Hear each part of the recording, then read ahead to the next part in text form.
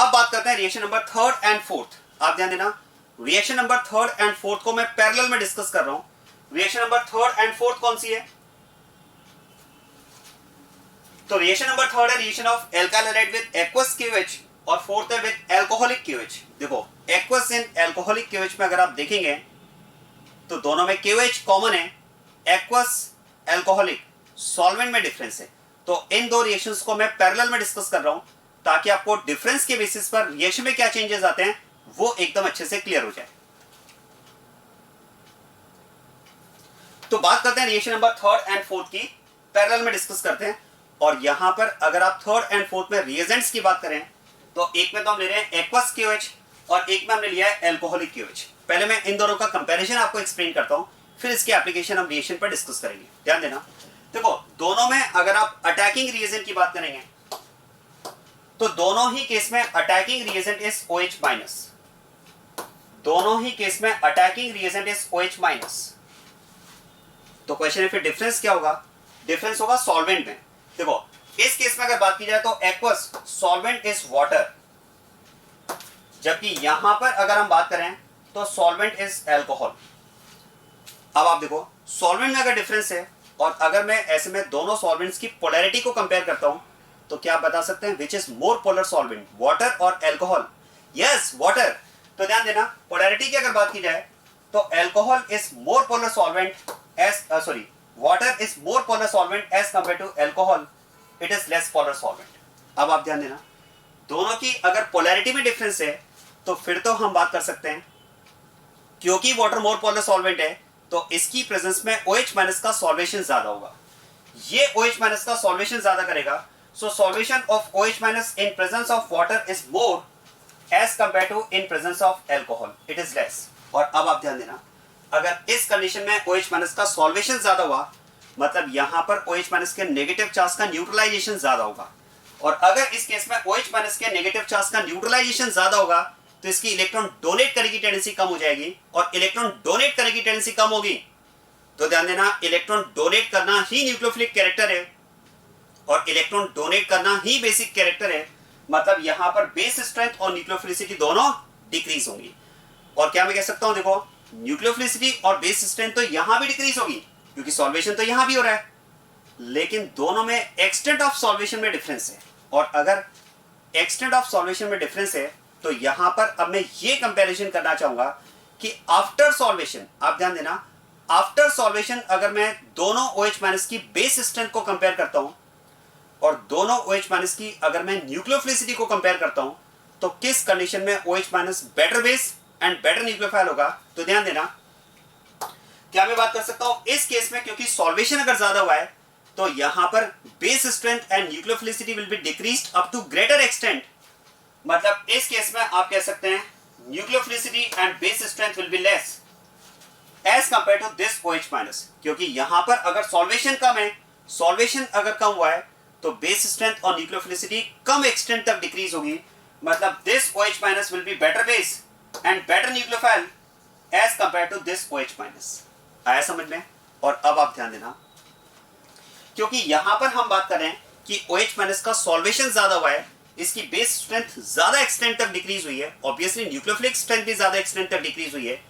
लेकिन क्या मैं कह सकता हूं अगर बेस स्ट्रेंथ ज्यादा एक्सटेंट तक डिक्रीज हुई तो elimination reaction will become difficult, क्योंकि याद करो एलिमिनेशन रिएक्शन में दो प्रॉब्लम मैंने आपको बताई थी, एक तो रिएक्शन की स्पॉन्टेनिटी की और दूसरा मैंने आपसे कहा था कि बेस जिस H को रिमूव करता है वो वीक एसिडिक हाइड्रोजन है, और क्योंकि वो वीक एसिडिक हाइड्रोजन है तो ऐसे में बेस H को आसानी से रिमूव कर पाए इसके लिए बेस में कंसिडरेबल बेसिक कैरेक्टर होना चाहिए।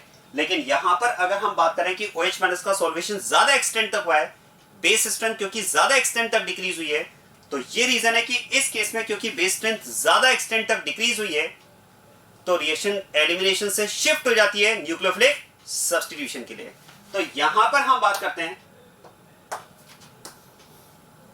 इस केस में जो रिएक्शन होगी that is mainly nucleophilic substitution. यहां पर रिएक्शन जो होगी वो मेनली न्यूक्लियोफिलिक सब्स्टिट्यूशन होगी। अच्छा बताओ न्यूक्लियोफिलिक सब्स्टिट्यूशन में SN1 या SN2 क्या लगता है? अब एक बात ध्यान देना, कई बार स्टूडेंट यहां पर कहते हैं कि सर न्यूक्लियोफिलिक सब्स्टिट्यूशन अगर है तो फिर तो SN1 होना चाहिए। बोले SN1 क्यों? अब मेरा अगर कोई स्टूडेंट आप में से ये सोचता है कि SN1 होना चाहिए, तो मेरा क्वेश्चन उससे रहेगा कि SN1 क्यों? तो ध्यान देना, स्टूडेंट का ये आंसर होता है कि सर आपने कहा बेस स्ट्रेंथ ज्यादा एक्सटेंड तक डिक्रीज हुई है क्योंकि सॉल्वेशन ज्यादा हुआ है, इसलिए यहाँ पर एलिमिनेशन रिएक्शन डिफिकल्ट हो गई, तो रिएक्शन डाइवर्ट हो गई सब्स्टिट्यूशन के लिए। तो फिर तो यहाँ पर अगर बेस स्ट्रेंथ ज्यादा डिक्रीज हुई है तो ज्यादा सॉल्वेशन की वजह से फिर तो न्यूक्लियोफिलिक स्ट्रेंथ भी ज्यादा डिक्रीज हुई होगी। बिल्कुल सही, न्यूक्लियोफिलिक स्ट्रेंथ भी ज्यादा डिक्रीज हुई है, और अगर न्यूक्लियोफिलिक स्ट्रेंथ ज्यादा डिक्रीज होगी तब तो वेरी वीक न्यूक्लियोफाइल हो जाएगा, और अगर वेरी वीक न्यूक्लियोफाइल हो जाएगा तब तो SN1। ध्यान देना, ऐसा नहीं है, इसमें कोई डाउट नहीं है कि सॉल्वेशन अगर ज्यादा हुआ है तो यहां पर न्यूक्लियोफिलिसिटी भी ज्यादा डिक्रीज हुई है, लेकिन फिर भी ये हमारे रेफरेंस वाले वेरी वीक न्यूक्लियोफाइल से तो अच्छा ही होगा, क्योंकि रेफरेंस वाला वेरी वीक न्यूक्लियोफाइल कौन है? Neutral nucleophile. जबकि यहां पर अगर आप ध्यान दें तो क्या मैं कह सकता हूं, इस OH- का सॉल्वेंट कितना भी सॉल्वेशन कर दे, इस OH- का सॉल्वेंट कितना भी सॉल्वेशन कर दे, क्या मैं कह सकता हूं सॉल्वेशन में इसका चार्ज जीरो तो नहीं हो सकता, चार्ज कम हो सकता है, बहुत कम हो सकता है, बहुत डिक्रीज हो सकता है, लेकिन चार्ज जीरो तो नहीं हो सकता सॉल्वेशन में। और अगर चार्ज जीरो नहीं होगा तो फिर नेगेटिवली चार्ज के बेसिस पर ये होगा तो बेटर न्यूक्लियोफाइल, क्योंकि हमारा जो रेफरेंस वाला न्यूक्लियोफाइल था वेरी वीक न्यूक्लियोफाइल, वो तो हमने कहा था neutral nucleophile, electron donor should be oxygen. जबकि OH- का कितना भी सॉल्वेशन हो जाए ये फिर भी हमारे वीक न्यूक्लियोफाइल के रेफरेंस से तो बेटर ही है, और अगर बेटर है तो इस बेसिस पर यहां पर हम लिखेंगे still reaction will B SN2। तो ध्यान देना, एक्वस KOH के केस में रिएक्शन जो होती है वो मेनली SN2 होती है। अब आप सुनिए, यहां पर हमने कहा भाई इस केस में बेस स्ट्रेंथ और न्यूक्लियोफिलिसिटी दोनों बेटर है क्योंकि यहां पर सॉल्वेशन का हुआ है। अब ऐसे में हम बात कर सकते हैं कि अगर यहां पर बेस स्ट्रेंथ और न्यूक्लियोफिलिसिटी दोनों अच्छी हैं तो फिर तो दोनों ही रिएक्शन के होने के चांसेस अच्छे हैं। एलिमिनेशन के चांसेस भी अच्छे हैं क्योंकि बेस स्ट्रेंथ अच्छी है, और सब्स्टिट्यूशन के चांसेस तो अच्छे ही क्योंकि न्यूक्लियोफिलिसिटी भी अच्छी है। अब आप सोचिए, अगर दोनों रिएक्शन के होने के चांसेस अच्छे हैं तो फिर एलिमिनेशन और न्यूक्लियोफिलिक सब्स्टिट्यूशन में प्रेफर्ड रिएक्शन क्या होगी? आंसर है preferred reaction will be elimination on the basis of acid base reaction. क्या बात क्लियर हो रही है? तो इस केस में हम बात करेंगे, यहां पर अब जो हम प्रेफर्ड कैरेक्टर लेंगे, भाई हमारे पास इसके दोनों कैरेक्टर्स अच्छे हैं, बेस कैरेक्टर भी अच्छा है और न्यूक्लियोफिलिक कैरेक्टर भी अच्छा है, तो यहां पर हम प्रेफर्ड कैरेक्टर लेंगे बेस, क्योंकि acid base reaction is always preferred. तो इस केस में preferred character as a base, so reaction mainly E2। यहां पर जो हम रिएक्शन लेंगे वो मेनली एलिमिनेशन लेंगे, और एलिमिनेशन में मैंने आउटराइट E2 लिख दिया है। क्वेश्चन है E1 क्यों नहीं? अरे E1 का तो एग्जांपल डिस्कस किया ना हमने, याद करो। E1 का तो हमारे सिलेबस में मेनली एक ही एग्जांपल है जो ऑलरेडी हम कंप्लीट कर चुके हैं, एसिडिक डिहाइड्रेशन ऑफ अल्कोहल। याद आ रहा है? E1 और EI का काम मैं पहले ही कंप्लीट कर चुका हूं। E1 के लिए एक एग्जांपल था एसिडिक डिहाइड्रेशन ऑफ अल्कोहल, और EI के दो एग्जांपल्स मैंने आपसे कहे थे, दोनों ही पायरोलिसिस के एग्जांपल थे। एक तो हमने डिस्कस किया था पायरोलिसिस ऑफ ट्रायल्कल अमोनियम ऑक्साइड, और एक हमने डिस्कस किया था पायरोलिसिस ऑफ अल्कोहल। तो यहां पर अगर एलिमिनेशन प्रेफर हुआ है तो मैं आउटराइट E2 लिखूंगा। This is the difference between alcoholic KOH and aqueous KOH। Very very important. Aqueous KOH के केस में रिएक्शन मेनली SN2 है, जबकि अल्कोहलिक KOH के केस में रिएक्शन मेनली E2 है।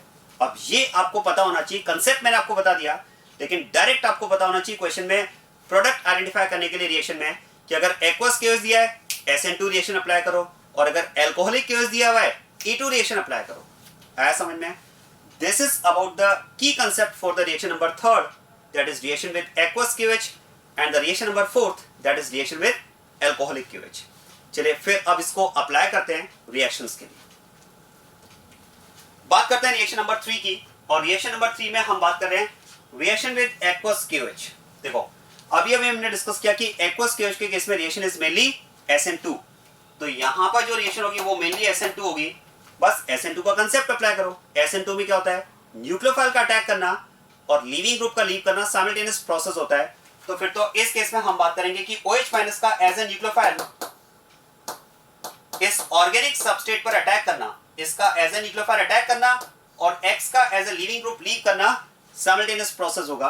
तो X तो यहां से X- के फॉर्म में लीव कर जाएगा, और simultaneously OH- as a nucleophile जब यहां पर ऐड हो जाएगा तो इस केस में प्रोडक्ट फॉर्मेशन होगा अल्कोहल। यहां पर प्रोडक्ट बन जाएगा अल्कोहल। अब आप ध्यान देना, देखो इस बार अटैकिंग न्यूक्लियोफाइल कौन है? OH minus.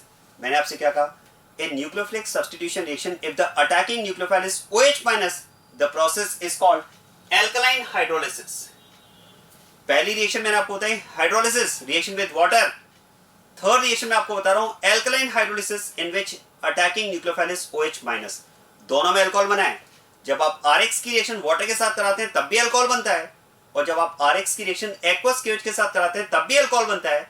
वाटर के केस में reaction is hydrolysis, aqueous KOH के केस में रिएक्शन इज एल्कलाइन हाइड्रोलिसिस। और जो मेन डिफरेंस है, वाटर के केस में reaction preferred mechanism is SN1, जबकि एक्वस KOH के केस में प्रेफर्ड मैकेनिज्म SN2। इसका मतलब वाटर की रिएक्शन में अगर प्रेफर्ड मैकेनिज्म SN1 है तो वहां पर कार्बोकेटाइन रीअरेंजमेंट पॉसिबल होगा, SN1 का कांसेप्ट। जबकि एक्वस KOH में अगर प्रेफर्ड मैकेनिज्म SN2 है तो no carbocation rearrangement will be observed during the reaction. आया समझ में? So this is about reaction with aqueous KOH। चलिए इन क्वेश्चंस पर मैं आपको फिर से कांसेप्ट अप्लाई करके बताता हूं और अच्छे से आपको कांसेप्ट समझ में आएगा। जिस तरह के क्वेश्चंस पूछे जाते हैं वो क्वेश्चंस मैं आपको करवा रहा हूं। देखो, alkene is to be reacted with HBr to get product X and that is to be reacted with aqueous KOH to get product Y। जरा सोचिए इस केस में X क्या बनना चाहिए, क्या रिएक्शन होनी चाहिए, क्या X यहां पर बनना चाहिए? जरा आप सोचिए, मैं आपको 10 सेकंड देता हूं।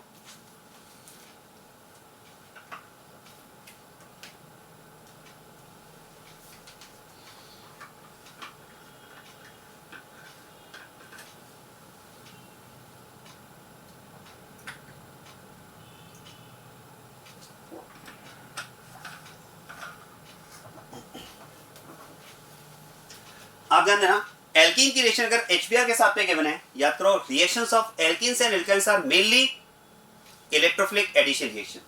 तो ये रिएक्शन तो यहां पर इलेक्ट्रोफिलिक एडिशन रिएक्शन होगी, और इसमें आप याद करें हम यहां पर अप्लाई करते हैं मेन प्रोडक्ट के लिए Markovnikov rule, and according to the rule electrophilic part that is H+ mainly goes on that unsaturated carbon where number of hydrogen is more. तो यहां पर अगर बात की जाए तो मार्कोनिकॉफ रूल अप्लाई करते हुए इलेक्ट्रोफिलिक पार्ट तो मेनली ऐड होगा CH2 पर, और सेकंड स्टेप में न्यूक्लियोफिलिक पार्ट ऐड हो जाएगा CH पर। तो देखो इस केस में कंपाउंड X की अगर हम बात करें तो कंपाउंड X तो यहां पर बनेगा आइसोप्रोपाइल ब्रोमाइड, ये प्रोडक्ट यहां पर फॉर्म हो जाएगा। कंपाउंड X यहां पर बन जाएगा आइसोप्रोपाइल ब्रोमाइड। क्लियर हो रही बात ये? और अब आप ध्यान देना, now it is to be reacted with aqueous KOH। जरा देखो आइसोप्रोपाइल ब्रोमाइड ये तो RX हो गया, और एक्वस KOH के साथ में रिएक्शन है। अभी अभी हमने बात की है this reaction will complete through SN2 mechanism, और SN2 मैकेनिज्म में क्या होगा, OH माइनस का एज ए न्यूक्लियोफाइल अटैक करना और ब्रोमीन का as a leaving group leave करना साइमल्टेनियस प्रोसेस होगा, और Br जब यहां पर OH ग्रुप से रिप्लेस हो जाएगा तो कंपाउंड Y फॉर्म हो जाएगा, इसमें आइसोप्रोपाइल अल्कोहल। तो इस केस में यहां पर कंपाउंड Y क्या मिलेगा, आइसोप्रोपाइल अल्कोहल मिलेगा। आया समझ में ये? चलिए नेक्स्ट आप देखो, नेक्स्ट क्वेश्चन में this alkyne is to be reacted with HBr, alkene alkyne की रिएक्शंस इलेक्ट्रोफिलिक एडिशन। तो यहां पर भी हम बात करेंगे मार्कोनिकॉफ रूल अप्लाई होगा, और याद करो एल्काइन पर जब रिएजेंट का फर्स्ट मॉलिक्यूल ऐड होता है, एल्काइन पर जब रिएजेंट का फर्स्ट मॉलिक्यूल ऐड होता है तो हम अप्लाई करते हैं मार्कोनिकॉफ रूल 1, और मार्कोनिकॉफ रूल 1 के according electrophilic part mainly goes on that unsaturated carbon where number of hydrogen is more. तो इलेक्ट्रोफिलिक पार्ट तो यहां पर ऐड होगा, न्यूक्लियोफिलिक पार्ट यहां पर ऐड हो जाएगा, और इस केस में कंपाउंड X जो बनेगा, कंपाउंड X यहां पर ये बन जाएगा। क्लियर हुई बात ये? अब यहां पर आप देखो इस Y फॉर्मेशन के लिए again there is addition of HBr। अगर फिर से HBr ऐड होगा तो सेकेंड मॉलिक्यूल जब रिएजेंट का ऐड होता है एल्काइन पर तो वहां पर हम बात करते हैं मार्कोनिकॉफ रूल की। And what is Markovnikov rule 2? याद करो मार्कोनिकॉफ रूल सेकंड के according negative part of the reagent मतलब Br minus, negative part of the reagent mainly goes on that unsaturated carbon where negative part is already present. तो ये Br minus वहां जाएगा जहां पर पहले से Br माइनस प्रेजेंट है। तो इस केस में कंपाउंड Y की अगर बात की जाए तो यहां पर कंपाउंड Y जो फॉर्म होगा वो फॉर्म हो जाएगा जेम डाइहैलाइड, दोनों ब्रोमीन सेम कार्बन पर जेम डाइहैलाइड बनेगा, क्योंकि मार्कोनिकॉफ रूल 2 के according negative part mainly goes on that unsaturated carbon where negative part is already present. जहां पर पहले से हाइड्रोजन प्रेजेंट है वहीं पर दूसरा हाइड्रोजन जाएगा मतलब जेम डायरेक्ट इसमें मेन प्रोडक्ट बनेगा, राइट। और अब इसकी रिएक्शन हमें करवाना है एक्वस KOH के साथ में, वही रिएक्शन है, केवल डिफरेंस इतना सा है कि यहां पर 2 हैलोजन प्रेजेंट है, और अगर 2 हैलोजन प्रेजेंट है तो फिर यहां पर रिएक्शन में आप कह सकते हैं 2 KOH मॉलिक्यूल्स कंज्यूम होंगे। यहां पर आप कह सकते हैं रिएक्शन में ट्वाइस KOH मॉलिक्यूल्स कंज्यूम होंगे। अब ये नहीं होना चाहिए कि सर इसमें 2 KOH तो नहीं दिया हुआ है, तो फिर क्या हम इसको 1 KOH मानेंगे? नो, देखो 2 KOH नहीं दिया हुआ कोई बात नहीं, जहां तक रिएक्शन फिजिबल है हम वहां तक रिएक्शन को कंसीडर करेंगे। अगर मुझे इसमें 1 KOH लेना होता तो मैं इसमें मेंशन करता 1 इक्विवेलेंट, ऐसा तो नहीं दिया हुआ है, इसको लिमिटेड तो नहीं किया हुआ है, तो जितने कंज्यूम हो सकते हैं उतने कंसीडर करेंगे। तो यहाँ पर 2 ब्रोमीन है तो ट्वाइस KOH के साथ में रिएक्शन होगी, और दोनों ब्रोमीन की जगह यहाँ पर आ जाएंगे 2 OH ग्रुप। और अब जरा देखो क्या मैं कह सकता हूं, अगर दोनों ब्रोमीन की जगह 2 OH ग्रुप आएंगे तो एक ही कार्बन पर 2 OH ग्रुप अनस्टेबल होते हैं, H2 एलिमिनेट होकर यहां पर कंपाउंड P जो बनेगा वो P बनेगा आपके पास एसीटोन। तो इस केस में प्रोडक्ट इज एसीटोन। समझ में एसीटोन कैसे? देखो 2 ब्रोमीन है तो ट्वाइस KOH के साथ में रिएक्शन होगी, फिर 1 हाइड्रोजन है तो 1 KOH कंज्यूम होगा, 2 हाइड्रोजन है तो 2 KOH कंज्यूम होंगे, दोनों ब्रोमीन की जगह यहां पर आ जाएंगे 2 OH, और एक ही कार्बन पर 2 OH ग्रुप अनस्टेबल होते हैं, H2 एलिमिनेट होकर यहां पर कीटोन बन जाएगा। अब जरा देखो Z फॉर्मेशन के लिए यहां पर लिखा है कि X की रिएक्शन HBr के साथ में लेना है पेरोक्साइड की प्रेजेंस में। इस बार पेरोक्साइड दिया है, और अगर पेरोक्साइड दे दिया है तो आप सोचिए विदाउट पेरोक्साइड हमने कहा भाई मार्कोनिक ऑफ रूल 2, तो फिर विद पेरोक्साइड हम क्या करेंगे? Anti Markovnikov of rule 2। यहां पर जो रूल अप्लाई होने वाला था मार्कोनिक ऑफ रूल 2 विदाउट पेरोक्साइड में, विद पेरोक्साइड हम उसका क्या कर देंगे? एंटी कर देंगे। तो यहां पर हो जाएगा एंटी मार्कोनिक ऑफ रूल 2। अब मार्कोनिक ऑफ रूल 2 क्या है? Negative part of the reagent mainly goes on that unsaturated carbon where negative part is already present. तो फिर एंटी मार्कोनिक ऑफ रूल 2 में क्या करूंगा? नेगेटिव पार्ट को मैं वहां पर ऐड करूंगा, उस अनसैचुरेटेड कार्बन पर ऐड करूंगा जहां पर नेगेटिव पार्ट प्रेजेंट नहीं है। नहीं है तो इस बार ब्रोमीन यहां आएगा, तो कंपाउंड Z जो बनेगा इस बार कंपाउंड Z बनेगा विसिनल डायब्रोमाइड। ध्यान देना, इस बार कंपाउंड Z जो बनेगा वो बनेगा विसिनल डायब्रोमाइड, क्योंकि इस बार हम नेगेटिव पार्ट को वहां पर ऐड करेंगे जहां पर नेगेटिव पार्ट प्रेजेंट नहीं है। नहीं है तो यहां पर क्वेश्चन है, हम तो वहां ऐड करते हैं जहां पर नेगेटिव पार्ट प्रेजेंट है। यस, वो तब जब मार्कोनिक ऑफ रूल 2 अप्लाई करते हैं, और मार्कोनिक ऑफ रूल 2 यहां पर अप्लाई करेंगे। यहां पर इसलिए नहीं क्योंकि इस बार पेरोक्साइड दिया है, पेरोक्साइड दिया है तो फिर अपोजिट केस बन जाएगा ना इसमें। याद करो with peroxide and without peroxide. तो इस केस में कंपाउंड बनेगा विसिनल डायब्रोमाइड, और अब इसकी रिएक्शन हमें करवाना है एक्वस KOH के साथ में, राइट। यहां भी 2 हाइड्रोजन है तो ट्वाइस KOH कंज्यूम होंगे, और 2 KOH कंज्यूम होंगे, तो फिर तो यहां पर हम बात कर सकते हैं कि इस न्यूक्लियोफिलिक सब्स्टिट्यूशन रिएक्शन में दोनों ब्रोमीन की जगह यहां पर 2 OH ग्रुप आ जाएंगे, और यहां पर कंपाउंड बनेगा ग्लाइकॉल। ध्यान देना, इस केस में प्रोडक्ट फॉर्मेशन हो जाएगा glycol. So this is about reaction of alkyl halide with aqueous KOH and its application. इस तरह के क्वेश्चंस पूछे जाते हैं एग्जाम में। क्या क्लियर हो रही बात ये? तो देखो ये तो वो जो इलेक्ट्रोफिलिक एडिशन में मैंने डिस्कस किया था, मैंने इलेक्ट्रोफिलिक एडिशन का भी कुछ केस यहां पर इन्वॉल्व किया है ताकि उन रिएक्शंस का भी साथ साथ आपको थोड़ा थोड़ा रिवीजन मिलता रहे। सो this is about reaction number 3।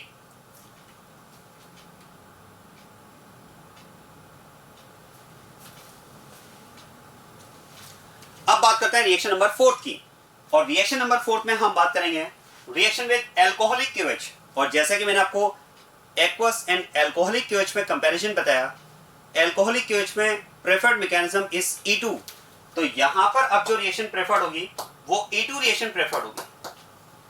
अब E2 का कंसेप्ट भी हमने डिस्कस किया है, बस वही कंसेप्ट अप्लाई करो। E2 में क्या होता है? लीविंग ग्रुप का लीव करना और बेस का हाइड्रोजन को रिमूव करना साइमल्टेनियस प्रोसेस होता है। और याद करो E2 रिएक्शन में बेस कौन सा हाइड्रोजन को रिमूव करता है? Beta hydrogen. तो ध्यान देना, हैलोजन यहां पर फंक्शनल ग्रुप है, और फंक्शनल ग्रुप जिस कार्बन से बॉन्डेड होगा वो अल्फा कार्बन, अल्फा कार्बन से जो नेक्स्ट कार्बन होगा वो बीटा। और ध्यान देना, ये कार्बन अगर बीटा है तो बीटा कार्बन ये भी होगा। बस अब आप E2 का कंसेप्ट अप्लाई करो, क्या होगा देखो, X का as a leaving group leave करना, और बेस का तो OH माइनस यहां पर प्रेफर्ड इसका कैरेक्टर होगा एज ए बेस, तो बेस का बीटा हाइड्रोजन को रिमूव करना साइमल्टेनियस प्रोसेस होगा। तो now this OH minus will act as a base. ये तो एल्कोहलिक KOH और एक्वस KOH में डिफरेंस आता है। तो देखो, इस बेस का बीटा हाइड्रोजन को रिमूव करना और हाइड्रोजन का as a leaving group leave करना साइमल्टेनियस प्रोसेस होगा। और ध्यान देना, जब ये बेस यहां से H को रिमूव करेगा तो एलिमिनेशन में यहां डबल बॉन्ड बनेगा, ये एल्कीन फॉर्मेशन होगा। लेकिन क्या मैं कह सकता हूं one more site is available for the attacking base, base can remove this beta hydrogen also, यहां से भी तो बीटा हाइड्रोजन को रिमूव कर सकता है ना। और सेकंड केस के अकॉर्डिंग अगर बात की जाए तो बेस अगर यहां से H को रिमूव करेगा तो डबल बॉन्ड यहां आएगा तो फिर ये एल्कीन बनेगी। और याद करो, out of 2 alkenes formed in elimination reaction the more stable alkene is called ZJ product and the less stable alkene is called Hofmann product. है समझ में? अच्छा बता सकते हैं इन दोनों में से मेजर प्रोडक्ट क्या होगा? अब आप ध्यान देना, देखो जब भी मैं इस रिएक्शन में ये पूछता हूं कि दोनों में से मेजर प्रोडक्ट क्या होगा, मोस्ट ऑफ स्टूडेंट इसमें आंसर देते हैं ZJ product because that is more stable alkene. आप ध्यान देना, याद करो इवन रिएक्शन में आप कह सकते हैं in case of even reaction always the major product is ZJ product, लेकिन E2 में ऐसा नहीं था। याद करो E2 में ऐसा नहीं था। मैंने आपसे कहा था कि E2 रिएक्शन में जब भी आपको प्रोडक्ट आइडेंटिफाई करना है तो 4 बात आप ध्यान रखेंगे, 4 पॉइंट्स आपको याद रखते हैं। सबसे पहले तो हम बात करेंगे ओरिएंटेशन। याद करो E2 reaction is an example of anti elimination.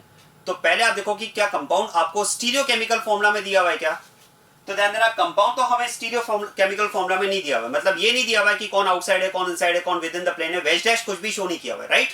चलिए, तो स्टीरियोकेमिकल फॉर्मूला में अगर कंपाउंड नहीं दिया हुआ है तो ओरिएंटेशन वाला पार्ट हटाओ। फिर आप देखो attacking base, is it a bulky base? तो यहां पर बेस OH माइनस है, no it's not a bulky base, क्योंकि याद करो बल्की बेस का रेफरेंस था टर्शरी ब्यूटॉक्साइड एन, तो बल्की बेस नहीं है। फिर हम बात करते हैं इज इट, अब आप लीविंग ग्रुप चेक करो, is it a bad leaving group? तो यहां पर आपको दिया है X, अब X में तो हमें देखना पड़ेगा कि ये बैड लीविंग ग्रुप है या नहीं है, क्योंकि X तो हमारे पास 4 टाइप के हो सकते हैं, fluorine, chlorine, bromine, iodine.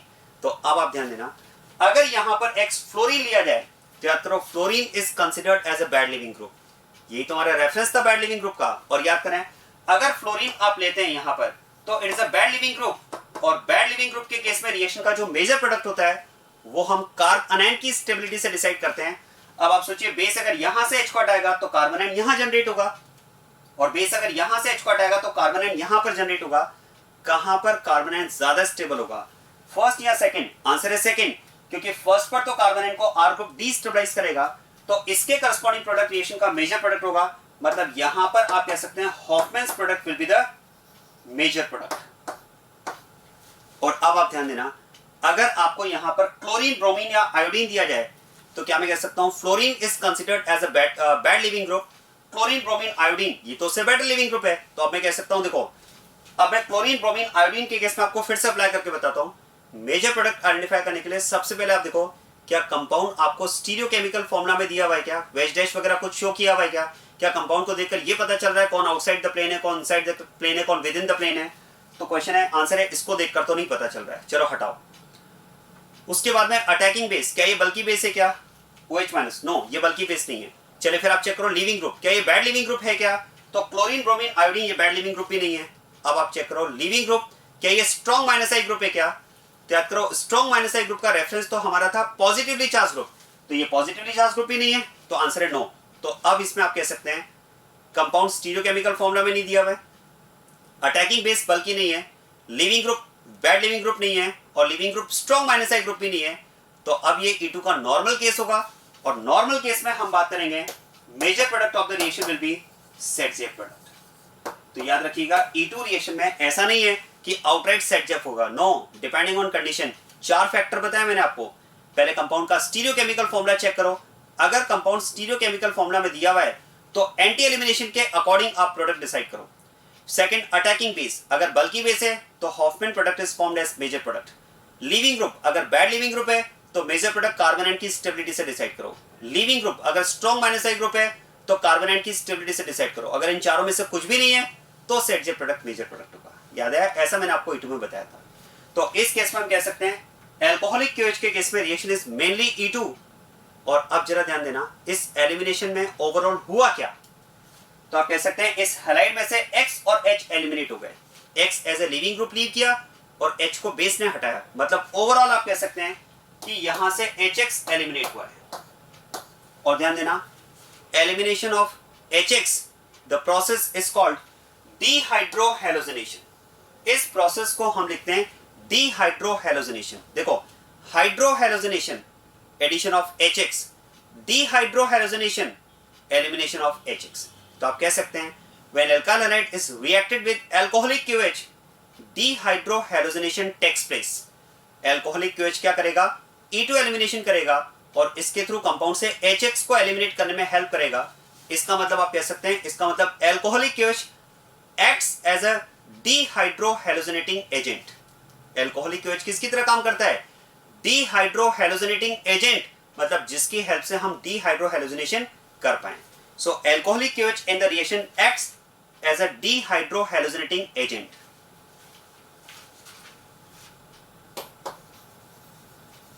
Here alcoholic QH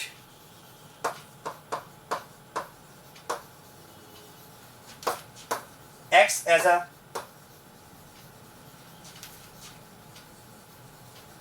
dehydrohalogenating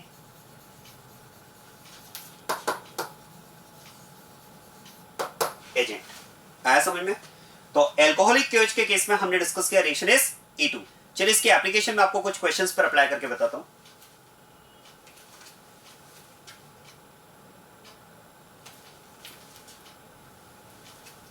ये क्वेश्चंस आपको दिए हुए हैं, अब आप देखो। फर्स्ट आपको दिया हुआ है halide and it is to be reacted with alcoholic QH.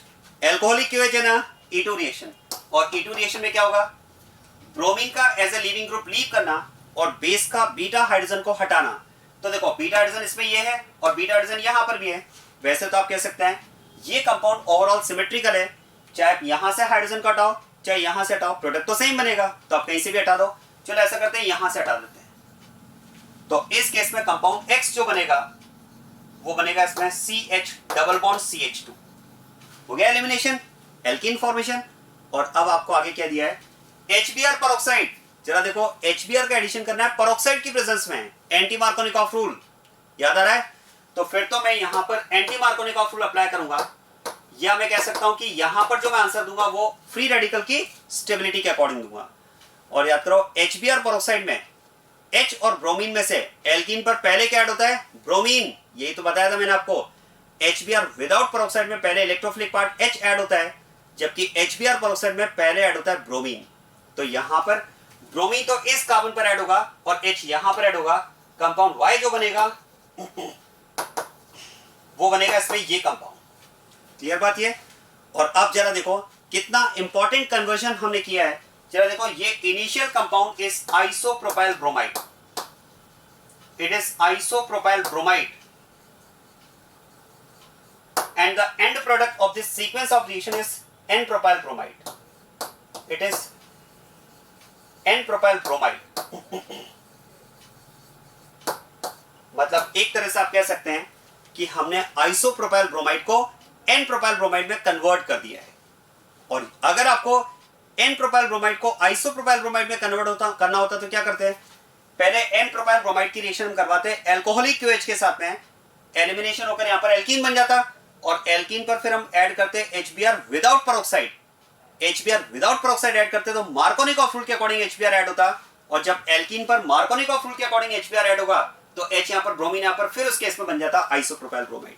तो ये कन्वर्जन्स हैं। अगर आप एनसीईआरटी में एक्सरसाइज देखेंगे ना तो एक्सरसाइज में इस तरह के क्वेश्चंस आपको मिलेंगे। How to convert N-propyl bromide into isopropyl bromide, isopropyl bromide into N-propyl bromide, इस तरह के कन्वर्जन्स बेस्ड क्वेश्चंस आपको मिलते हैं। आपको ऐसा बताया जाता है कि convert N-propyl bromide into isopropyl bromide into 2 steps, या isopropyl bromide into N-propyl bromide into 2 steps। तो यहां पर आप देखो हमने isopropyl bromide को N-propyl bromide में कन्वर्ट कर दिया है 2 स्टेप्स में। 2 स्टेप्स मतलब 2 रिएक्शंस की हेल्प से, ये फर्स्ट और ये सेकंड। क्लियर बात ये? चलिए नेक्स्ट क्वेश्चन। यहां पर भी भाई एल्कोहलिक केस दिया हुआ है। एल्कोहलिक केस दिया है तो क्या करेंगे? E2, और E2 में लीविंग ग्रुप का लीव करना, मतलब ब्रोमीन का as a leaving group leave करना और बेस का बीटा हाइड्रोजन को हटाना। देखो बीटा कार्बन की अगर बात की जाए तो ये कार्बन बीटा है, ये कार्बन भी बीटा है। अब यहां तो H है नहीं, तो इस बार बेस यहां से H को रिमूव करेगा और इस केस में कंपाउंड X जो बनेगा वो X बन जाएगा आपके पास ये कंपाउंड एल्कीन। और अब इसकी रिएक्शन दी हुई है आपको H3O+, याद करो acidic hydration reaction with dilute H2SO4। तो इस केस में वाटर ऐड हो जाएगा मार्कोनिकॉफ रूल के according. This is electrophilic addition reaction, और यहां पर जब वाटर ऐड होगा मार्कोनिकॉफ रूल के अकॉर्डिंग तो प्रोडक्ट हमें मिल जाएगा ये अल्कोहल। देखो मार्कोनिकॉफ रूल के अकॉर्डिंग H तो यहां पर ऐड हो जाएगा और वाटर का OH आ जाएगा इस कार्बन पर। ये रिएक्शन हमने इलेक्ट्रोफिलिक एडिशन में डिस्कस की थी, याद करो एल्किन्स एल्काइंस की रिएक्शन में। रिएक्शन नंबर 2, रिएक्शन में dilute H2SO4 acidic hydration of alkene, जहां पर वाटर ऐड होता है मार्कोनिकॉफ रूल के according alcohol formation. So this is about application of alcoholic QH reaction with alkyl halide. It is E2 reaction. Clear बात है। अब एक बात ध्यान देना, देखो यहां पर अगर आप देखेंगे ना तो हमने कहा भी एल्काइल हैलाइड की रिएक्शन अगर हम अल्कोहलिक QH के साथ करवाते हैं, ध्यान देना एल्काइल हैलाइड की रिएक्शन अगर हम अल्कोहलिक QH के साथ में करवाते हैं तो ओवरऑल प्रोसेस क्या होता है, डीहाइड्रोहेलोजिनेशन, मतलब -HX, और इस -HX के साथ में कंपाउंड क्या बनता है, एल्कीन। मतलब आप कह सकते हैं H और X एलिमिनेट होंगे और एक पाई बॉन्ड जनरेट होगा और पाई बॉन्ड जनरेट होने के साथ में एल्कीन बनेगा। अब मैं यहां पर यह सोचता हूं कि अगर मैं इनिशियल कंपाउंड मोनोहैलाइड की जगह डाइहैलाइड ले लूं, सुनेगा बात को, अगर मैं इनिशियल कंपाउंड मोनोहैलाइड की जगह डाइहैलाइड ले लूं, दो हैलोजन अगर कंपाउंड में प्रेजेंट हो तो क्या मैं कह सकता हूं फिर तो dehydrohalogenation will take place for 2 times. अगर दो हैलोजन प्रेजेंट है तो 2 बार -HX हो जाएगा। अब एक बार -HX होने से एक पाई बॉन्ड बना, अगर 2 बार -HX होगा तो 2 पाई बॉन्ड बनेंगे, 2 पाई बॉन्ड बनने का मतलब एल्काइन फॉर्मेशन हो जाएगा। तो अगर मैं इनिशियल कंपाउंड डाइहैलाइड ले लेता हूं उसके लिए लेकिन 2 हैलोजन होने चाहिए क्योंकि 2 HX एलिमिनेट होंगे तभी तो 2 पाई बॉन्ड बनेंगे। तो अगर मैं इनिशियल कंपाउंड डाइहैलाइड ले लेता हूं तो I can have alkyne as product. अब देखो मैंने कहा भाई इनिशियल कंपाउंड अगर मैं डाइहैलाइड ले लूं तो मुझे एल्काइन प्रोडक्ट मिल जाएगा। तो डाइलाइड में क्वेश्चन है कि जेम डाइलाइड या विसिनल डाइलाइड, दोनों से मिल जाएगा। मैं आपको बताता हूं कैसे, जरा देखो। This is gem dihalide, 2 halogens are present on same carbon, and this is vicinal dialide, 2 halogens are present on adjacent carbon atoms। आप दोनों में से किसी भी कंपाउंड की रिएक्शन अगर अल्कोहलिक QH के साथ करवाते हैं तो हमने कहा भाई अल्कोहलिक QH में रिएक्शन इज E2 -HX होगा। जरा ध्यान देना, OH minus as a base, OH minus as a base H को रिमूव करेगा और हैलोजन इसमें as a leaving group leave करेगा, राइट। और इसकी जगह अगर आप विसिनल डाइलाइड लेते हैं तब भी यही होगा, OH minus as a base H को रिमूव करेगा और X इसमें as a leaving group leave करेगा और -HX के साथ में यहां पर जो कंपाउंड बनेगा वो कंपाउंड बनेगा ये। हो गया इसमें HX एलिमिनेट। अब आगे क्या होगा, one more HX elimination is possible in the compound, so when it will further react with HX, it will further react with alcoholic QH, the same process will repeat. यहां पर क्या होगा, जब इसकी फर्दर अल्कोहलिक QH के साथ में reaction होगी तो OH minus as a base H को रिमूव करेगा और X इसमें एज अ लीविंग ग्रुप यहां पर लीव करेगा और इस HX एलिमिनेशन के साथ में अब यहां पर प्रोडक्ट बन जाएगा इसमें alkyne. So this is how alkyne can be obtained in the reaction by dehydrohalogenation of gem dihalide और विसिनल डाइलाइड। लेकिन आप ध्यान देना, देखो जिस तरह से मैं यहां पर एल्काइन फॉर्मेशन की बात कर रहा हूं कि आप जेम डाइलाइड लो या विसिनल डाइलाइड लो और इसकी रिएक्शन आप करवा दो अल्कोहलिक QH के साथ में, तो अल्कोहलिक QH में फर्स्ट HX एलिमिनेट होकर ये कंपाउंड बनेगा, फिर सेकंड HX एलिमिनेट होकर ये कंपाउंड बनेगा, दैट इज अल्काइन। आप ध्यान देना, इस तरह से अगर आप एल्काइन बनाते हैं तो इसमें एक प्रॉब्लम है। प्रॉब्लम क्या है, क्वेश्चन है, प्रॉब्लम ये कि this alkyne is obtained with poor yield. आप ध्यान देना, यहां पर हमें एल्काइन का पुअर यील्ड मिलता है, alkyne is formed with low yield. अब क्वेश्चन है कि एल्काइन हमें पुअर यील्ड के साथ में क्यों मिला, एक क्वेश्चन तो ये। और अगर पुअर यील्ड के साथ में मिला तो क्वेश्चन है अगर हमें एल्काइन बेटर यील्ड के साथ बनाना है तो हम क्या करें। तो पहले तो मैं आपको रीजन समझाता हूं कि पुअर यील्ड मिलने का रीजन क्या है। जरा देखो, पुअर यील्ड मिलने का रीजन है elimination of this second HX molecule. Elimination of this second HX molecule is actually difficult in the reaction. इस सेकंड HX का जो एलिमिनेशन है ना वो एक्चुअली यहां पर रिएक्शन में डिफिकल्ट है। और डिफिकल्ट इसलिए, जरा देखो, this halogen is having lone pair and lone pair of halogen, ध्यान देना, lone pair of halogen is in conjugation with pi bond, अगर आप देखेंगे तो इसका लोन पेयर पाई बॉन्ड के साथ कॉन्जुगेटेड सिस्टम है, तो फिर तो आप कह सकते हैं this carbon halogen bond will acquire double bond character. क्या मेरा पॉइंट समझ में आ रहा है? यहां पर वास्तव में क्या देखो, इस कार्बन हाइड्रोजन के बॉन्ड के बीच में आप कह सकते हैं डबल बॉन्ड कैरेक्टर है बिकॉज ऑफ रेजोनेंस। जबकि अगर आप ध्यान दें तो फर्स्ट HX का एलिमिनेशन यहां पर कंपैरेटिवली इजी होता है। क्यों? क्योंकि यहां पर कार्बन हाइड्रोजन में कोई डबल बॉन्ड कैरेक्टर नहीं है, it is pure single bond, इसमें रेजोनेंस है ही नहीं। और आप देखो यहां पर अगर बात करें तो X will show only minus I effect, यहां पर तो X का केवल विड्रॉइंग इफेक्ट काम कर रहा है, जबकि यहां पर आप कह सकते हैं X का माइनस आई एंड साथ में प्लस M दोनों इफेक्ट काम कर रहे हैं ना, क्योंकि ये as a minus I group it will withdraw electrons, लेकिन साथ में it will donate its lone pair in resonance, तो साथ में प्लस M भी है। अब आप सोचिए यहां पर X केवल इलेक्ट्रॉन विड्रॉ करने का काम कर रहा है, केवल विड्रॉ करके उसको लीव करने हैं, जबकि यहां पर X विड्रॉ करने के साथ साथ इलेक्ट्रॉन डोनेट करने का काम भी कर रहा है। हालांकि हमने डिस्कस किया है कि minus I effect dominates over it's plus M, लेकिन क्या मैं कह सकता हूं यहां पर इसका जो माइनस आई इफेक्ट है उसको प्लस M कुछ वीक तो करेगा ना, जबकि यहां तो 100% माइनस आई है। तो ऐसे में यहां पर इस X का सेपरेशन डिफिकल्ट हो जाता है, और ये रीजन है कि elimination of second HX becomes difficult, so poor yield of alkyne is obtained in the reaction। अब क्वेश्चन है कि पुअर yield क्यों मिला, ये तो समझ में आ गया, लेकिन अगर हमें एल्काइन बेटर yield के साथ बनाना है तो हम क्या करें? तो ध्यान दीजिएगा, अगर आपको एल्काइन बेटर yield के साथ में बनाना है तो जो सेकंड HX का एलिमिनेशन है, जो हम कह रहे हैं डिफिकल्ट है, यहां पर इस HX के एलिमिनेशन के लिए आप एल्कोहलिक QH यूज मत करो। इस सेकंड HX के एलिमिनेशन के लिए हम आपको एडवाइस करेंगे यू शुड यूज सोडामाइड, यहां पर आपको यूज करना चाहिए सोडामाइड NaNH2, यहां पर आपको यूज करना चाहिए सोडामाइड। क्वेश्चन है सोडामाइड क्यों? जरा देखो, सोडामाइड में अटैकिंग रिएजेंट कौन होगा?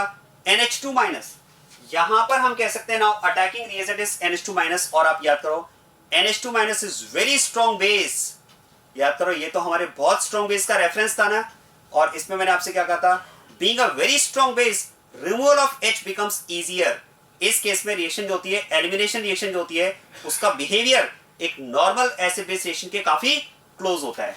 तो यहां पर हम कह सकते हैं अब ये इस H को और स्ट्रांगली रिमूव कर पाएगा क्योंकि ये स्ट्रॉन्गर बेस है, इट इज स्ट्रॉन्गर बेस।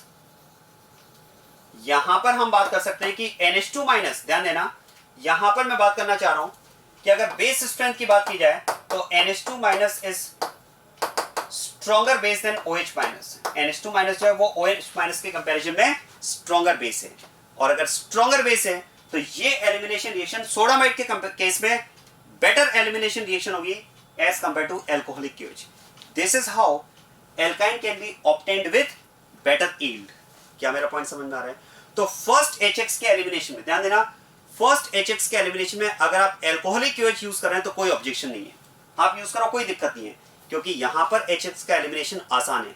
लेकिन सेकंड HX के एलिमिनेशन के लिए आपको एडवाइस किया जाएगा कि आप एल्कोहलिक QH की जगह क्या यूज करो, सोडामाइड यूज करो। हाँ, किसी के माइंड में अगर ये पॉइंट आए कि सर पहले एल्कोहलिक QH यूज करें बाद में सोडामाइड यूज करें, क्या हम ये कर सकते हैं कि पहले ही सोडामाइड यूज कर लें? बिल्कुल कर सकते हो, आप यहीं पर सोडामाइड यूज कर लो, कोई दिक्कत नहीं है। सोडामाइड फर्स्ट, जब सेकंड HX को सोडामाइड एलिमिनेट कर पा रहा है तो फर्स्ट को भी कर देगा, आप सोडामाइड भी इनिशियली यूज कर सकते हैं। लेकिन क्वेश्चन जब आपसे पूछा जाता है तो मोस्टली क्वेश्चन आपसे इस फॉर्मेट में पूछा जाता है। इसी फॉर्मेट में रिएक्शन NCERT में गिवन है। अगर आप 11th NCERT को खोलेंगे तो उसमें ये रिएक्शन इसी फॉर्मेट में दी हुई है। दिस इज डायरेक्ट, आपको विसिनल डायरेक्ट दिया है, आप चाहें तो जेम डायरेक्ट भी ले सकते हैं। This is direct, it is to be first reacted with alcoholic QH followed by reaction with sodamide. अब ये आपको पता होना चाहिए कि एल्कोहलिक QH क्या करता है, E2, सोडामाइड क्या करता है, E2, दोनों E2 करते हैं। अब आप सोचिए हैलाइड में जब E2 होगा, हैलाइड में जब E2 होगा, हैलाइड ही तो है ना, और हैलाइड में जब E2 होगा तो halogen as a leaving group leave करेगा और बेस H को हटाएगा, मतलब हैलाइड में जब E2 होगा तो ओवरऑल क्या होगा, -HX। अब आप सोचिए ये -HX करेगा, यहाँ पर HCl है तो मैं कहूंगा कि ये -HCl करेगा, और सोडामाइड भी अगर E2 करेगा मतलब ये भी -HCl करेगा, मतलब ओवरऑल यहाँ पर 2 HCl एलिमिनेट होंगे, एक HCl ये, एक HCl ये, और 2 HCl एलिमिनेट होंगे। तो इस तरह से 2 HCl के एलिमिनेशन से यहां पर कंपाउंड फॉर्म हो जाएगा एल्काइन। आया समझ में? So this is how dihalide can be used to get alkyne as product. It may be gem dihalide or it may be vicinal dihalide.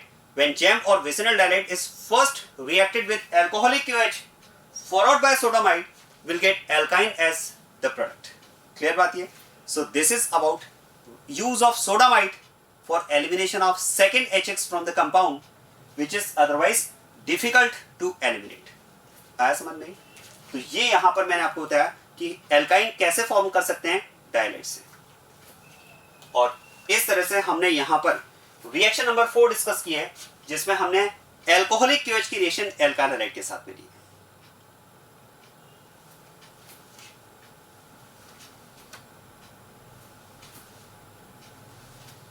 और अब आप ध्यान देना, इसी रिएक्शन नंबर 4 में मैंने रिएक्शन नंबर 5 को भी इंक्लूड कर लिया है। चला देखो, रिएक्शन नंबर 5 अगर आप देखेंगे तो रिएक्शन नंबर 5 में आपको दिया हुआ है रिएक्शन विद सोडामाइड। सोडामाइड का यूज बता दिया ना मैंने आपको। सोडामाइड में रिएक्शन क्या होगी? E2। तो ये यहां पर सोडामाइड का यूज हमने डिस्कस किया है, जिसमें मैंने आपको बताया कि सोडामाइड भी E2 करेगा और इस केस में भी एलिमिनेशन होकर पाई बॉन्ड फॉर्मेशन होगा। So this is about reaction number 1, 2, 3, 4 and 5।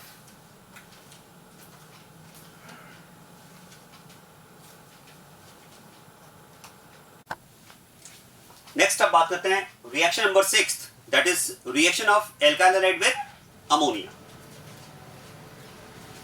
देखो, एल्काइल हैलाइड की रिएक्शन अगर आप अमोनिया के साथ में लेते हैं तो the process is called ammonolysis. ध्यान देना, this process is called ammonolysis. जैसे हमने डिस्कस किया, reaction with alcohol is alcoholysis, reaction with water is hydrolysis, and reaction with ammonia will be called ammonolysis, and it is a name reaction. The reaction is known as Hoffman's method. आप ध्यान देना, ये एक name reaction है और इस reaction को हम बोलते हैं Hoffman's method। तो आप ये कह सकते हैं, name of the reaction is Hoffman's method and the process involved in the reaction is ammonolysis। क्या बात क्लियर हो रही है? अब आप देखो, RX की रिएक्शन अगर आप अमोनिया के साथ में लेते हैं तो आप मुझे बताएं, इस केस में अमोनिया के बारे में अगर हम बात करें, whether it will be considered as a very weak nucleophile or good nucleophile। तो जैसे कि हमने वेरी वीक न्यूक्लियोफाइल के लिए रेफरेंस डिस्कस किया, वाटर एंड अल्कोहल, या आप कह सकते हैं neutral nucleophile in which electron donor is oxygen. तो उसका एग्जांपल वाटर अल्कोहल ही है। ये हमारे पास वेरी वीक न्यूक्लियोफाइल के रेफरेंस है।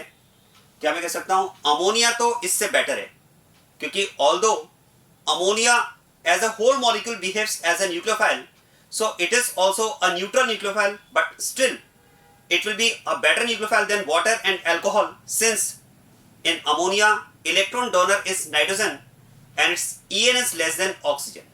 तो क्योंकि यहां पर इलेक्ट्रॉन डोनर नाइट्रोजन होगा और इसकी En जो है वो ऑक्सीजन के कंपैरिजन में कम है, तो इसमें इलेक्ट्रॉन डोनेट करने की टेंडेंसी ज्यादा होगी।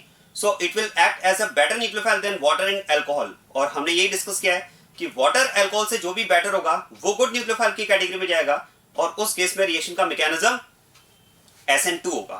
तो यहां पर अगर बात की जाए तो mechanism involve in the reaction is SN2। बस SN2 का कंसेप्ट अप्लाई करना है, और SN2 में हमने डिस्कस किया, देखो न्यूक्लियोफाइल का अटैक करना और लीविंग ग्रुप का लीव करना साइमल्टेनियस प्रोसेस होता है। तो इस केस में अमोनिया का एज ए न्यूक्लियोफाइल अटैक करना और हाइड्रोजन का as a leaving group leave करना यहां पर साइमल्टेनियस प्रोसेस होगा। और याद करें, वाटर, अल्कोहल, अमोनिया, अमाइन, ये ऐसे न्यूक्लियोफाइल हैं जो complete molecule as a nucleophile add होते हैं और ऐड होने के बाद में H+ रिलीज करते हैं। तो अमोनिया इसमें एज ए न्यूक्लियोफाइल ऐड होकर H+ रिलीज करेगा। वो H+ तो कहां जाएगा? लीविंग ग्रुप X- के साथ बनेगा HX, और अमोनिया जब ऐड होकर H+ रिलीज कर देगा तो अमोनिया के करस्पॉन्डिंग जो पार्ट बचेगा वो बचेगा NH2। तो यहां पर जो प्रोडक्ट हमें मिलेगा रिएक्शन में, दैट विल बी RNH2। और RNH2 की अगर बात की जाए तो it is amine, and more specifically you can call it primary amine और 1 डिग्री अमाइन। तो यहां पर हम बात कर सकते हैं, देखो कि RX की रिएक्शन जब हम अमोनिया के साथ में लेते हैं तो यहां पर अमाइन फॉर्मेशन होगा। अब एक बात ध्यान देना, देखो अगर रिएक्शन में अमाइन का फॉर्मेशन हुआ है तो क्या मैं कह सकता हूं similar to ammonia, amine can also behave as a nucleophile. Amine भी तो न्यूक्लियोफाइल की तरह बिहेव कर सकता है ना। वाटर, अल्कोहल, अमोनिया, अमाइन, ये 4 न्यूक्लियोफाइल तो मैं बहुत स्टार्टिंग से डिस्कस कर रहा हूं कि ये as a nucleophile complete molecule add होते हैं और ऐड होने के बाद में H+ रिलीज करते हैं, तो फिर तो हम बात कर सकते हैं देखो कि जब आप कंटेनर में RX के साथ में अमोनिया मिक्स करेंगे और अमोनिया जब RX के साथ में इंटरेक्ट करेगा तो यहां पर SN2 रिएक्शन के थ्रू बनेगा अमाइन। अब अमाइन जब मिक्सचर में बनेगा तो क्या मैं कह सकता हूं जो अमाइन बना अगर वो अमोनिया के सिमिलर RX के कांटेक्ट में आ जाए तो वो भी RX के साथ में न्यूक्लियोफिलिक रिएक्शन परफॉर्म कर सकता है, राइट। तो ऐसे केस में फिर तो हम बात करेंगे कि this ammonia if it interacts with alkyl halide it will also perform nucleophilic substitution reaction, जिसमें क्या होगा ये एज ए न्यूक्लियोफाइल ऐड होगा और X यहां से लीव कर जाएगा। और देखो अमाइन की अगर बात की जाए तो अमाइन भी complete molecule as a nucleophile add होकर H+ रिलीज करता है। ये अगर H+ रिलीज करेगा ऐड होने के बाद में तो बनेगा RNHR और जो H रिलीज करेगा वो लीविंग ग्रुप X के साथ में HX। तो फिर तो यहां पर आप ध्यान देना इस केस में अगर बात की जाए तो प्रोडक्ट बनेगा RNHR, मतलब इस केस में अगर बात की जाए तो again the product is amine but now it is 2 degree amine. क्या बात क्लियर हो रही है?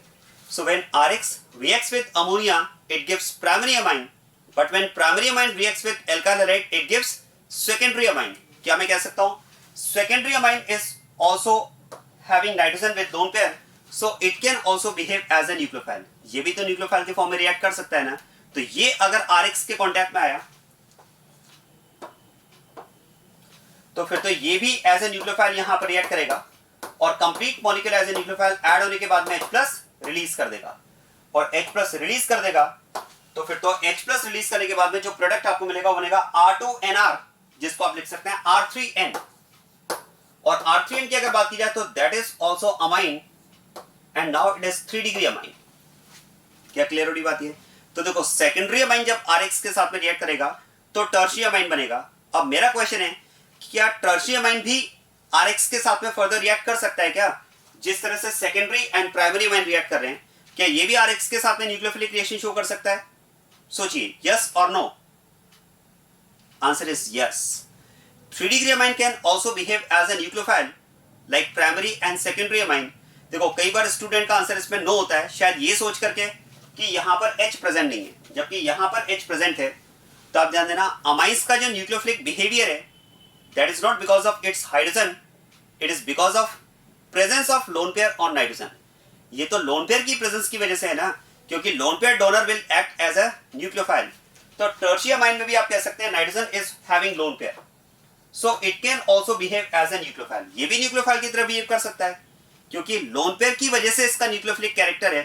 तो फिर तो हम बात कर सकते हैं कि ये अगर RX के कांटेक्ट में आएगा तो ये भी एज ए न्यूक्लियोफाइल से रिएक्ट कर सकता है और ये जब एज ए न्यूक्लियोफाइल ऐड होगा तो इसके ऐड होने के साथ में एक साथ से लीव कर जाएगा। हाँ, एक बात आप ध्यान देना, देखो ये जब एज ए न्यूक्लियोफाइल अपना लोन पेयर डोनेट करेगा तो लोन पेयर डोनेट करके नाइट्रोजन बनेगा प्लस, और अब हम कह सकते हैं कि जो नाइट्रोजन यहां पर लोन पेयर डोनेट करके प्लस बनेगा अब वो न्यूट्रलाइज नहीं हो पाएगा, क्योंकि इससे पहले तो क्या हो रहा था, देखो जैसे यहां पर नाइट्रोजन ने जब अपना लोन पेयर डोनेट किया होगा तो ये भी प्लस बना होगा, लेकिन ये प्लस न्यूट्रलाइज कैसे हुआ? क्योंकि हमने तो यहां पर न्यूट्रल नाइट्रोजन शो किया है अपना H+ रिलीज करके, लेकिन यहां पर अब इसके पास H+ रिलीज करने का ऑप्शन नहीं है।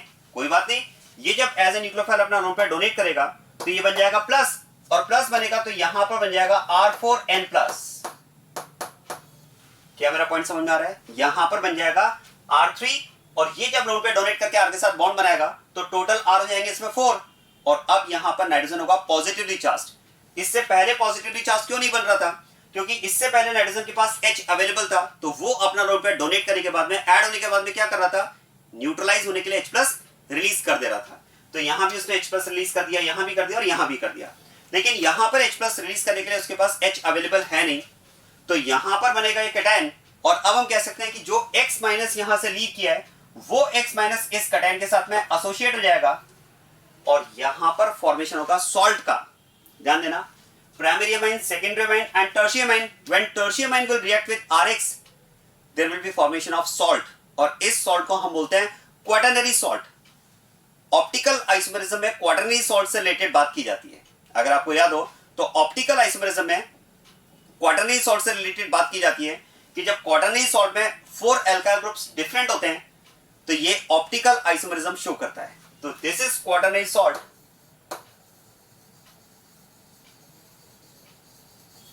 which is formed on reaction of tertiary halide with alkyl halide, on reaction of tertiary amine with alkyl halide. Clear हो रही बात ये? इसका मतलब यहां पर आप ध्यान देना, आपने रिएक्शन में क्या मिक्स किया था?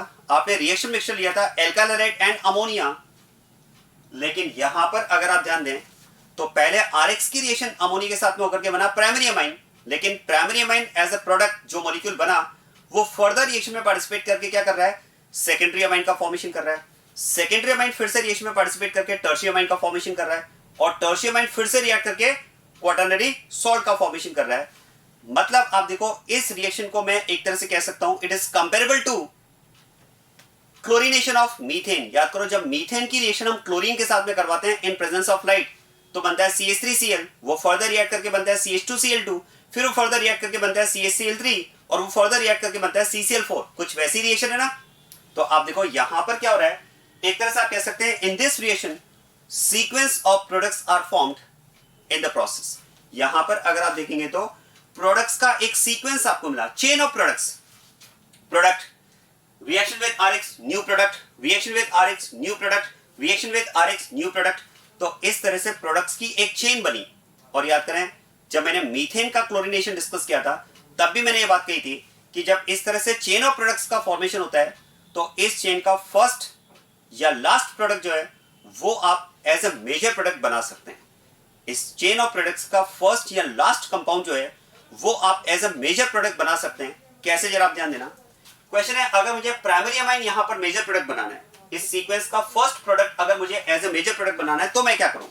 देखो ये डिपेंड करेगा एल्काइल हैलाइड और अमोनिया का रिलेटिव अमाउंट जो हम रिएक्शन मिक्सचर में यूज कर रहे हैं। आप ध्यान देना।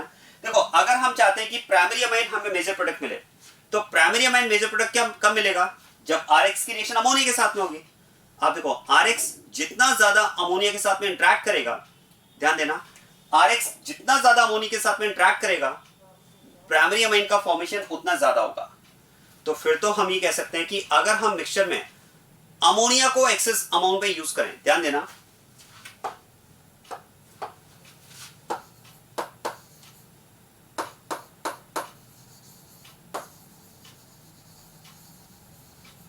अगर हम यहां पर रिएक्शन मिक्सचर में अमोनिया को एक्सेस अमाउंट में यूज करें तो देखो जितना ज्यादा अमोनिया होगा RX की अमोनिया के कांटेक्ट में आने की प्रोबेबिलिटी उतनी ज्यादा होगी, और RX जितना ज्यादा अमोनिया के कांटेक्ट में आएगा उतना ज्यादा प्राइमरी अमाइन बनेगा।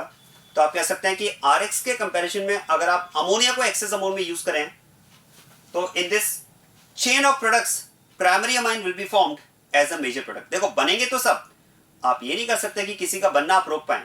हाँ कम ज्यादा की बात कर सकते हैं तो सब बनेंगे, लेकिन उस मिक्सचर में आप कह सकते हैं आपको प्राइमरी अमाइन ज्यादा अमाउंट में मिलेगा अगर आप अमोनिया को एक्सेस अमाउंट में यूज कर रहे हैं तो। और ध्यान देना, लेकिन अगर आपने अमोनिया के कंपैरिजन में एल्काइल हैलाइड को एक्सेस अमाउंट में यूज किया, अमोनिया के कंपैरिजन में अगर आपने एल्काइल हैलाइड को एक्सेस अमाउंट में यूज किया,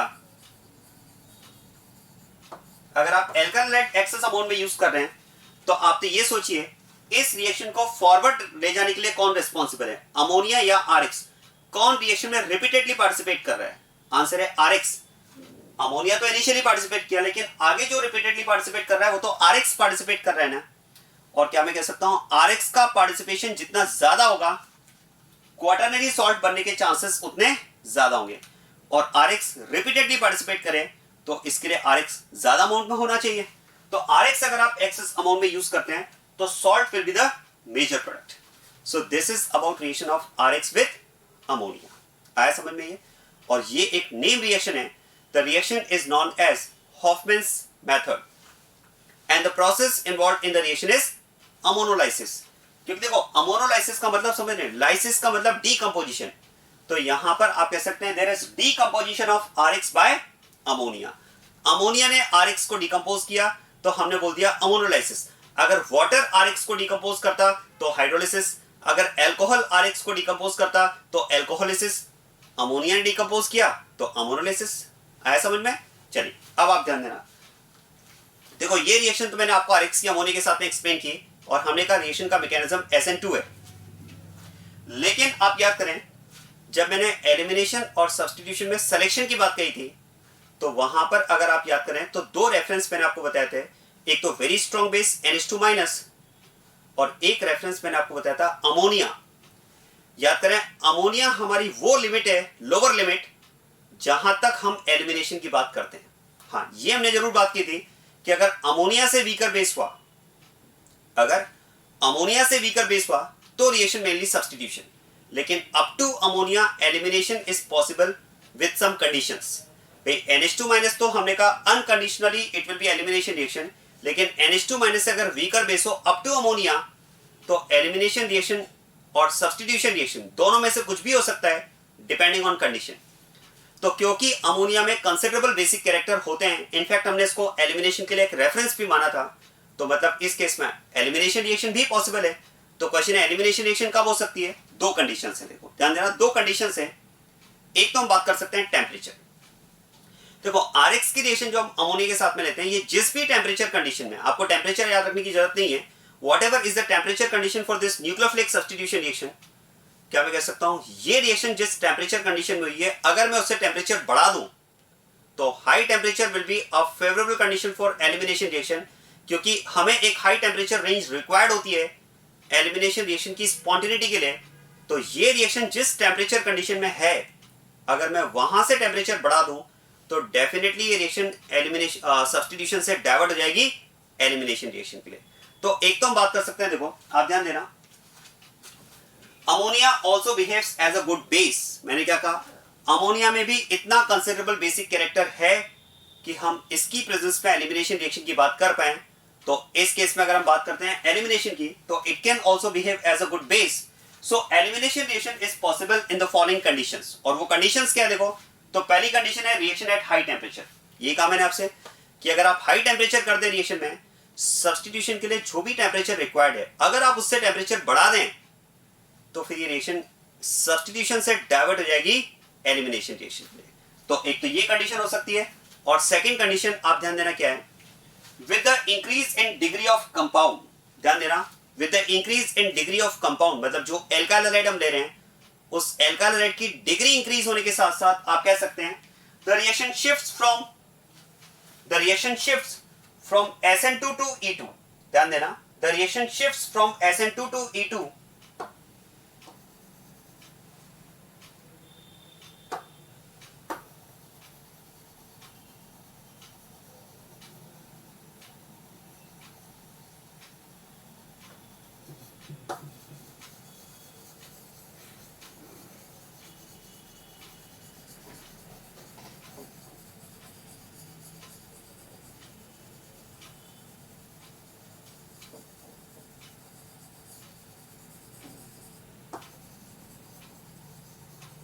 यस, ध्यान देना, with the increase in degree of compound the reaction shifts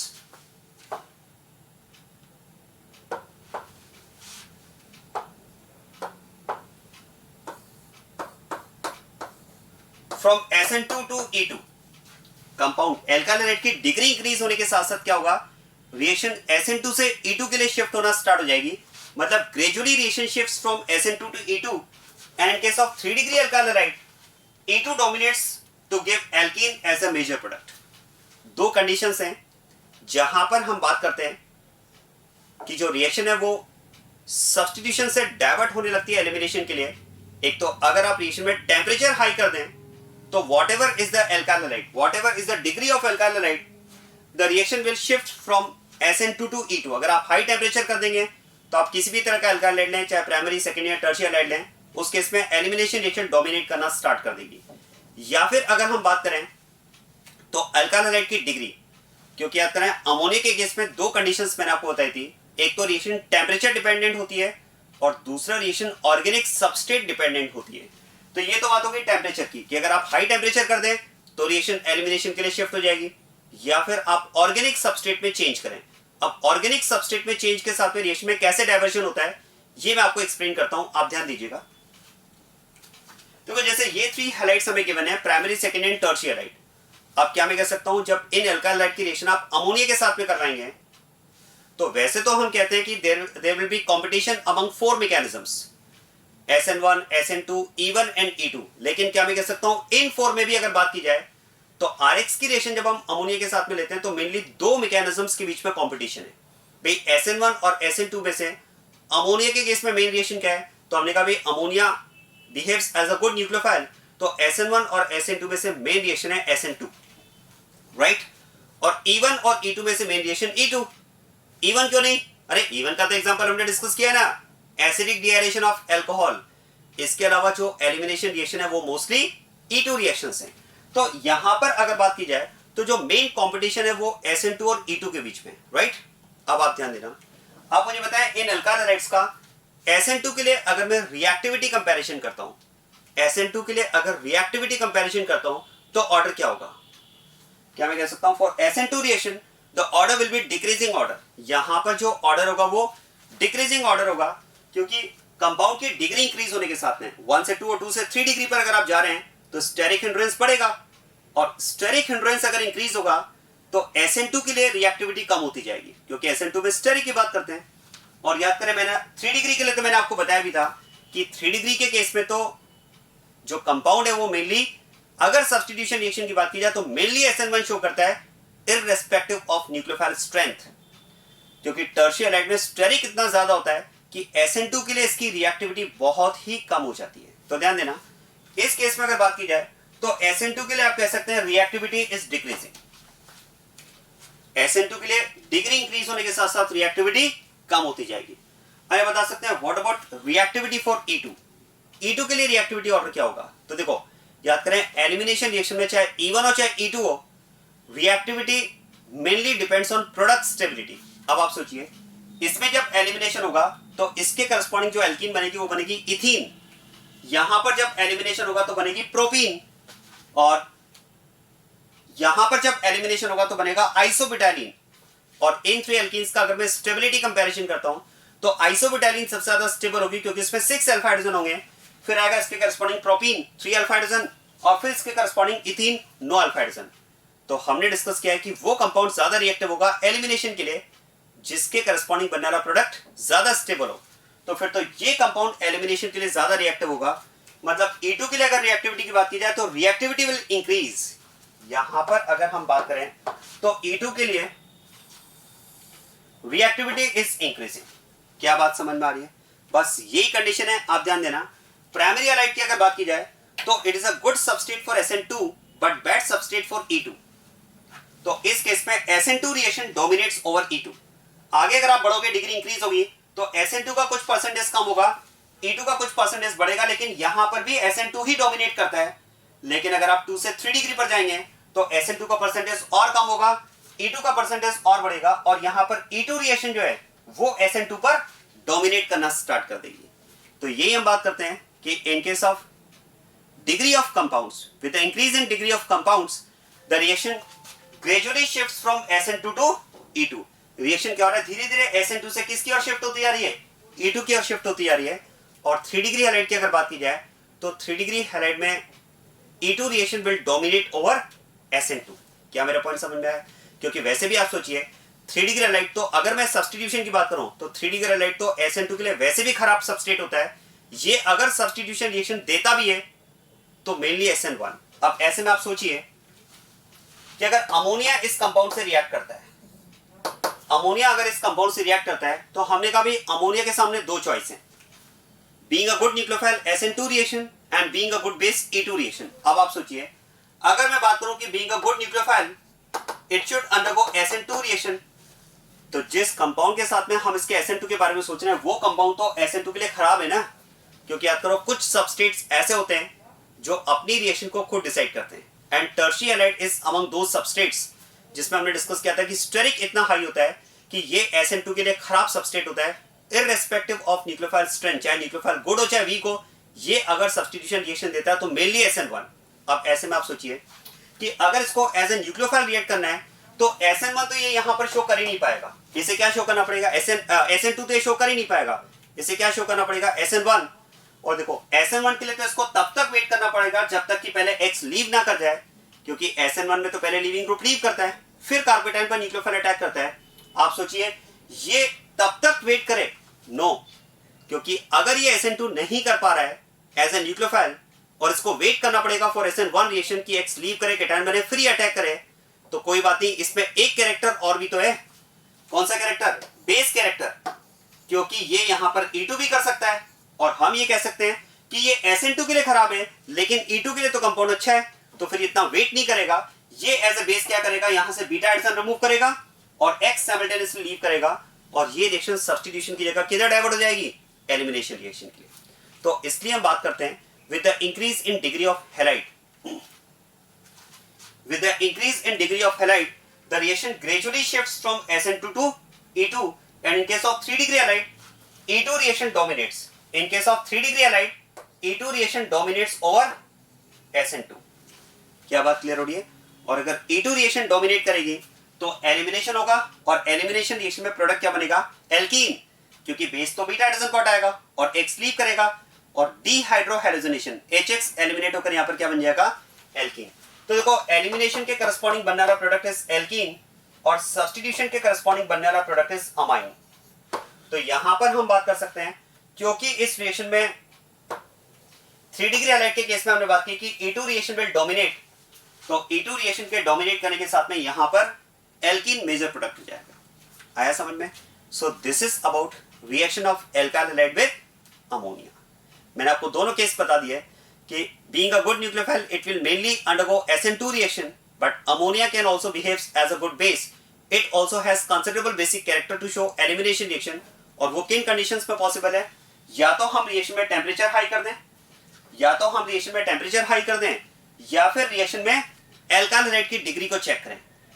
tertiary halide के केस में E2 रिएक्शन विल डोमिनेट। हाँ, प्राइमरी और सेकेंडरी हैलाइड्स के केस में अगर बात की जाए तो जो मेजर प्रोडक्ट आपको मिलेंगे वो सब्स्टिट्यूशन के करस्पॉन्डिंग ही मिलेंगे, क्योंकि यहां पर तो सब्स्टिट्यूशन ही डोमिनेट कर रहा है एलिमिनेशन पर, लेकिन 3 डिग्री में elimination will dominate over substitution.